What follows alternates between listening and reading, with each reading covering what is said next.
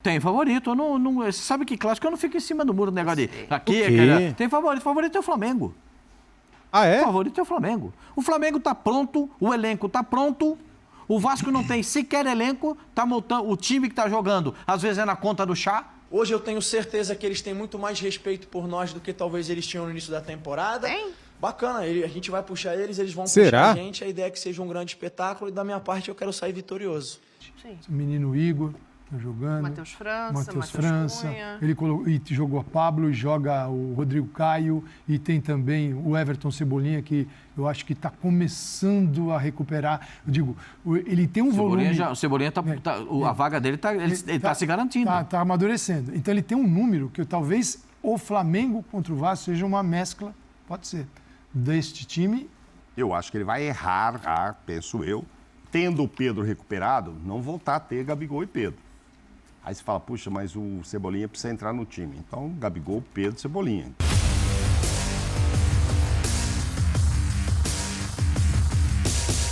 Galera, separei para vocês aqui um trechinho do ESPN FC falando de Flamengo e Vasco. É segunda-feira, a semifinal do Campeonato Carioca. Às 21h10 a bola rola no Maracanã. Separei também aqui um trechinho da entrevista do Maurício Barbieri falando sobre o jogo, falando sobre o clássico. Segundo Maurício Barbieri, o Flamengo agora respeita o Vasco. Será? O que você acha sobre isso? Só porque perdemos um jogo, agora o Flamengo respeita o Vasco? Estamos com medo do Vasco? Eu não. Na moral, hein, com todo respeito, eu não tô com medo de Vasco nenhum. O vídeo tá bem bacana, temos aqui os comentários de Pascoal, Mauro Naves e Paulo Calçade. E também da Dani Boaventura, o vídeo tá bem legal, assista até o final. Se você é Flamengo, se você é Mengão, deixa o like, se inscreva aqui no nosso canal e ative o sininho para não perder nada. Valeu, galera!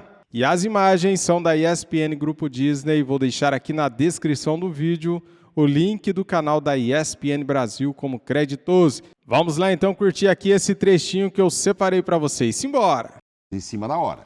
Porque de manhã deu tempo do Everton Ribeiro. Não, fora vazar. Deu tempo do Diniz pegar lá e estudar. Falou, eu não esperava. Mas é claro, Dani. isso, E outra, deu tempo. o jogador, o Everton Ribeiro, por exemplo, seleção, etc. Tá, mas vocês aí fala estão com a muito família, apegados pô, ao não vou passado jogar, aqui não vou nesta mesa. Eu jogar. tô sentindo que vocês estão apegados ao passado. Eu quero ir pro futuro, que eu quero falar de Vasco. É a história que ele tem, é essa. Eu quero falar de Vasco da Gama, porque o Vasco ontem venceu o Bangu, mas também não brilhou contra o Bangu, não. Eu vou falar um negócio Pedro pra você. Raul fez gol. Fez. Depois de muitas chances, ele fez o dele, deixou o dele, merecidamente.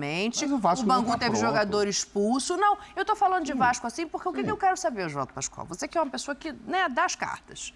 Tem favorito esse jogo aí, essa semifinal, segunda-feira? Tem favorito. Você sabe que clássico eu não fico em cima do muro do negócio de aqui, tem favorito. Favorito é o Flamengo. Ah, é? O favorito é o Flamengo. O Flamengo tá pronto, o elenco tá pronto. O Vasco não tem sequer elenco, tá montando o time que tá jogando, às vezes é na conta do chá.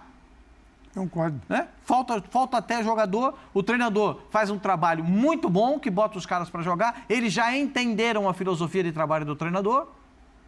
O Flamengo tem um elenco espetacular, continua com o melhor elenco da América do Sul. Eu sei que o Mauro gosta do elenco do Atlético, né? Então, o Atlético também tem um elenco espetacular. Mas, para mim, é o melhor elenco da América do Sul. Eu vou falar um negócio para você. Para mim, o favorito é o Flamengo. Os outros começam a melhorar, e aí a coisa vai se igualando. Tem uma vantagem, assim, do que ele fez na terça-feira. Não, o jogo foi quarta. Foi quarta. Tem uma vantagem, assim, ele colocou um número, se você pegar o que você pode considerar titular, considerar reserva, ele colocou muita gente para jogar.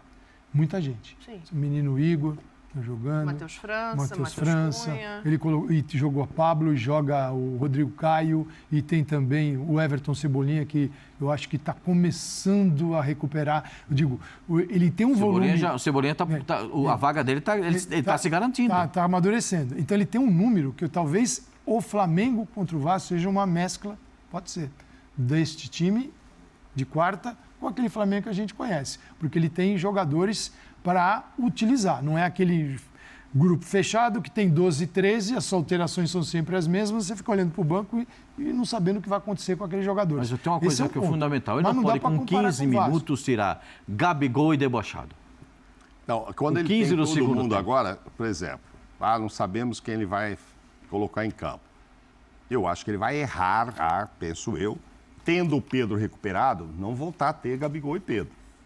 Aí você fala, puxa, mas o Cebolinha precisa entrar no time. Então, Gabigol, Pedro, Cebolinha. Então, não sei, vou tirar o Gabigol. Aí vou tirar o Everton Ribeiro, quero mexer no time, ponho o Gabigol pela direita, porque eu acho que eu preciso do cara agudo aqui, como ele gosta, tal, que é o Cebolinha. Mas o Gabigol é Mas esse cara para fazer isso? o Gabigol já está jogando muito do lado, né? Só que nesta escalação seria claramente do lado, porque quando joga o Pedro, ele já sai muito pela direita, gosta, inclusive, de fechar e bater Ele de joga esquerda. pelo lado, mas ele não corre a linha atrás de do fundo. lateral. E não vai à linha de fundo. Tá, mas quando se não colocar Pedro e Gabigol agora, eu vou achar muito estranho. Então, isso pode... mas ele precisa mexer de novo no time. Mas é aí que vai mexer? Eu vou botar o Arrascaeta no banco. Gente, na hora que sair a escalação, aí a Então nação ele não vai sobrevive. fazer o que ele quer fazer no Flamengo. É isso. Ele não vai ter marcação em cima do adversário, Não vai. porque o Arrascaeta e o Everton Ribeiro não conseguem dar esse tom de O correr atrás modelo dos de caras. jogo dele não combina com este quarteto de frente. Não. Ele vai precisar do Matheus Cunha, que é o canhotinho que joga na direita. O Gonçalves. O Matheus Gonçalves, que joga lá pela direita, e o Cebolinha pela esquerda. E um centroavante.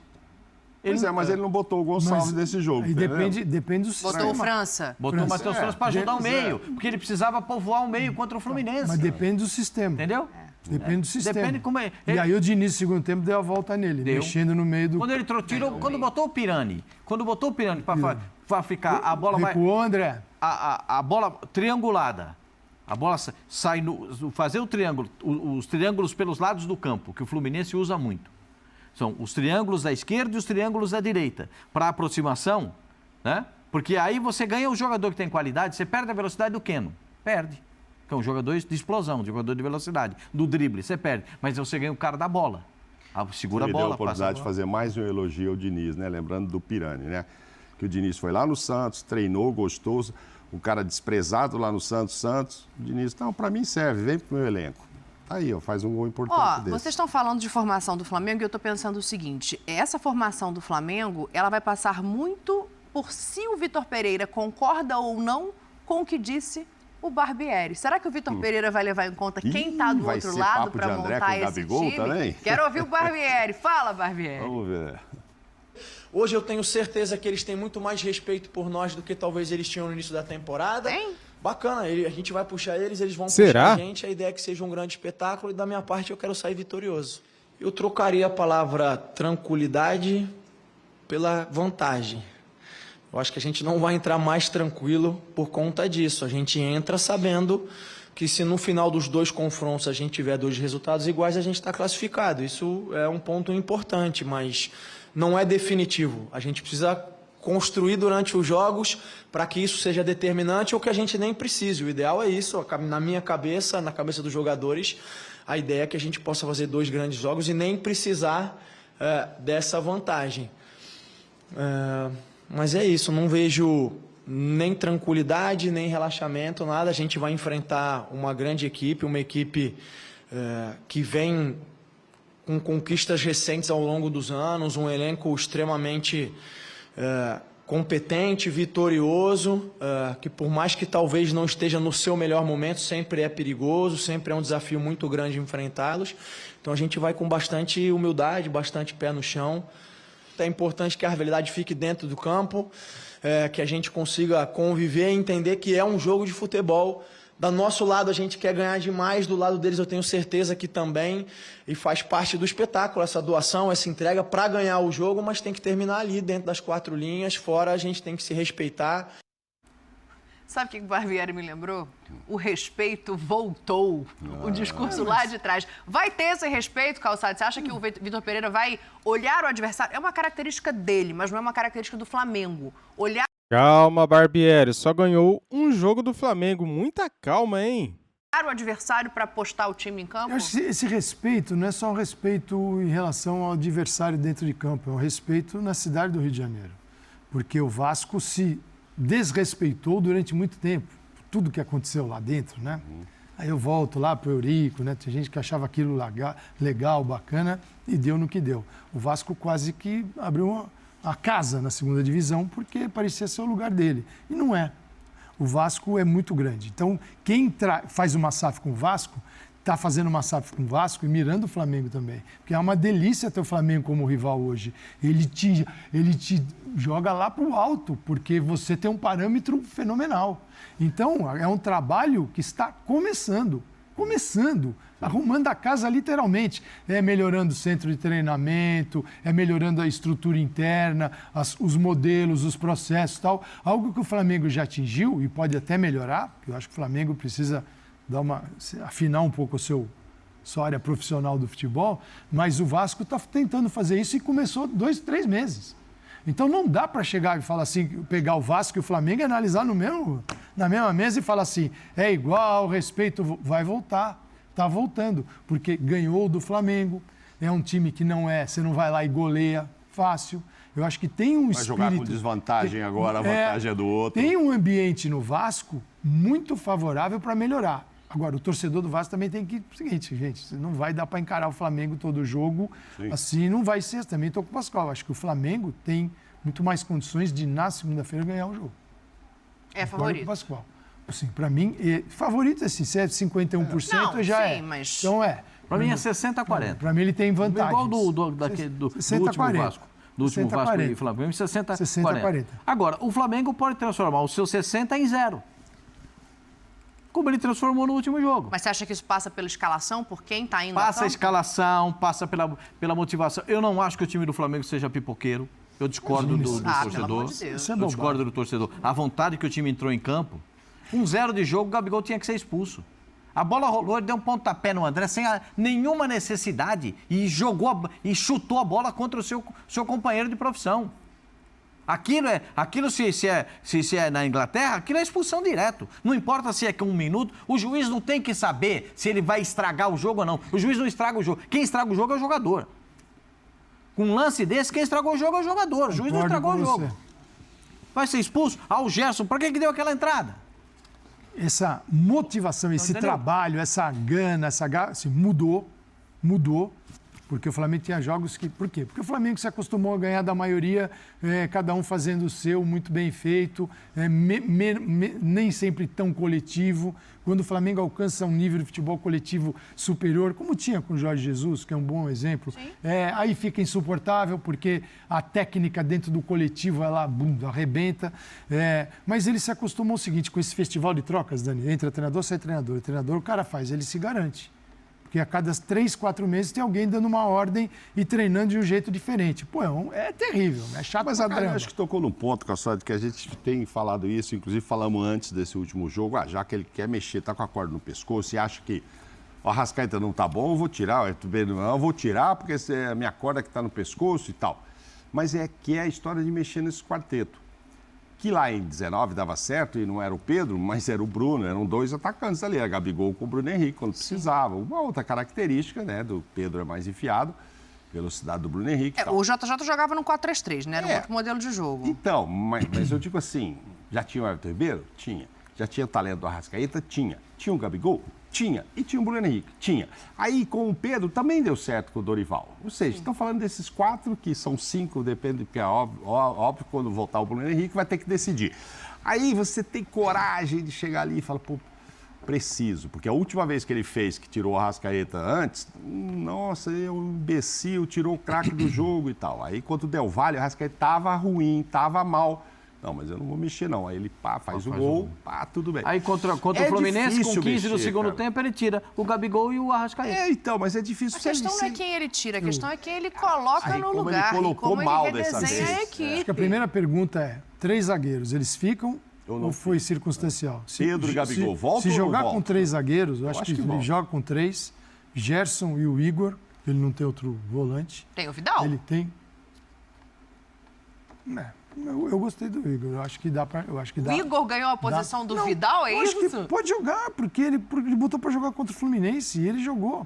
Pode ser Gerson e Vidal? Pode, mas eu estou pensando o seguinte, né? Num primeiro e num segundo. O Vidal como primeiro volante, o Gerson primeiro volante, mesmo com 3 zagueiros, eu acho que dá para jogar com Gerson e Igor, Cebolinha, onde ele colocou Cebolinha como ala, Mateuzinho, linha de 4. Os 3 da frente... num 3-4-3, aí você pode ter o Gabigol, O Arrascaeta, né, você pode até fazer diferente. Você pode colocar até um lateral, se quiser, um outro jogador no meio de campo na linha de 4 e na frente ficar Cebolinha, Gabigol, o Arrascaeta e o lado direito para o Mateuzinho subir. Sobe com você tem um ponta de um lado, tem um lateral de outro. Fica equilibrado. Tem 3 zagueiros, um primeiro volante. Não sei se não vai ser um híbrido. Eu estou apostando nesse híbrido entre o time do Flu e aquele... O problema é o tal do híbrido. Sabe Fechem vocês dois. O BO é o tal do híbrido. O Davi ainda não, mas tem até segunda-feira, né? Então, pode ser que seja reintegrado. Fecha aí que eu tenho que fazer o break. Não, é o seguinte, esse híbrido é que é o BO. Não é nem lá nem cá. Porque meu pai falava uma coisa, se você botar um pé em cada canoa, ou você vai rasgar a calça ou você vai quebrar a perna. Se você rasgar a calça, tem conserto. Quebrar a perna, não. Vai levar mais tempo. Abrir. É o caso do Flamengo. Ele não tá nem aqui nem lá, é um pé em cada canoa. Tá aqui tentando se equilibrar na canoa. Tá tentando se equilibrar. Ou rasga a calça ou quebra. Mas é o que eu tô falando a semana inteira, que nem é o modelo de jogo do Dorival, nem é o Flamengo. Mas é um Flamengo que surgiria depois desta fase inicial do ano. Não seria aquele mesmo Flamengo. Dentro do roteiro do Vitor Pereira, de tudo que o Vitor Pereira falou no Corinthians e falou no Flamengo, aquele Flamengo que ele vinha jogando não era o Flamengo que batia com as ideias dele. É isso. Teria que produzir um outro. O outro pode ser esse híbrido, que é um pouco do time de quarta-feira, com um pouco daquele time titular que a gente... Porque é o seguinte, se for para colocar os mesmos jogadores que até agora não alcançaram nenhuma taça, para obter resultado diferente, talvez demore uma eternidade. Falaremos mais deste Flamengo, com o confronto é só na segunda-feira, então... Galera, o vídeo foi bem bacana. Se você gostou, comente aqui, deixa o like e se inscreva no nosso canal se você é Mengão. Galera, gostei muito do jogo do Igor Jesus. Acho que ele entrou muito bem, fez um papel muito importante, marcando em cima, deu ali uma vitalidade, né, para o meio-campo do Flamengo, né? Depois que saiu o João Gomes, a gente perdeu essa marcação-pressão do meio-campo e o Igor Jesus fez um bom jogo no meu ponto de vista. Ele só saiu porque cansou. Só que daí, cara, entrou o Vidal cansadão. Esse que é o problema, né? Pois é. Lá na frente, eu arriscaria uma trinca de ataque. Vamos ver se você concorda comigo. Sabe por que eu vou falar isso? Porque o Gabigol não vem jogando tão bem. Eu colocaria o Cebolinha pela ponta esquerda, que fez um bom jogo e fez um golaço contra o Fluminense. Deixaria centralizado o Pedro, que já está voltando de lesão, né? Já está bem melhor. E deixaria na ponta direita o Matheus Gonçalves. Cara, a gente ficaria com 3 atacantes, né? 2 pontas e um centroavante. E no meio de campo você deixa o Arrascaeta para fazer armação para esse time. O que você acha, meu amigo? Deixaria... Cara, eu colocaria, sabe quem no meio campo? Igor Jesus, Gerson e Arrascaeta. E lá na frente, esses 3 atacantes que eu falei, os 2 pontas e o Pedro, né, de centroavante, né? E na zaga eu deixaria o Rodrigo Caio com o Fabrício Bruno, deixaria os 2 laterais mesmo, não jogaria com 3 zagueiros, deixaria o Ayrton Lucas pela esquerda e o Mateuzinho pela direita. Eu não jogaria com 3 zagueiros, galera. E daí o Santos ou Matheus Cunha, eu acho que se equivalem, né? Eu acho que os 2 estão no mesmo nível. O que você acha sobre isso? Cara, estou sendo radical, eu estou tirando do time o Gabigol, que não vem jogando bem. O que você acha sobre isso? Estou maluco? Sim ou não? Eu acho que todos têm que ter oportunidade. Já que o Pedro saiu, ficou fora 2 jogos, o Gabigol poderia muito bem sair para ele usar os pontas, né, que o sistema de jogo do Vitor Pereira se encaixa com jogadores mais rápidos pelas pontas, né? Caso do Everton Cebolinha e Matheus Gonçalves. E daí deixaria lá na frente só o Pedro de centroavante. É isso que eu penso. Eu acho que ele deveria testar sim, por que não? Agora eu quero saber a sua opinião. Comente aqui. Muito obrigado a todos vocês. Isso aqui é Flamengo. Saudações rubro-negras. Fui!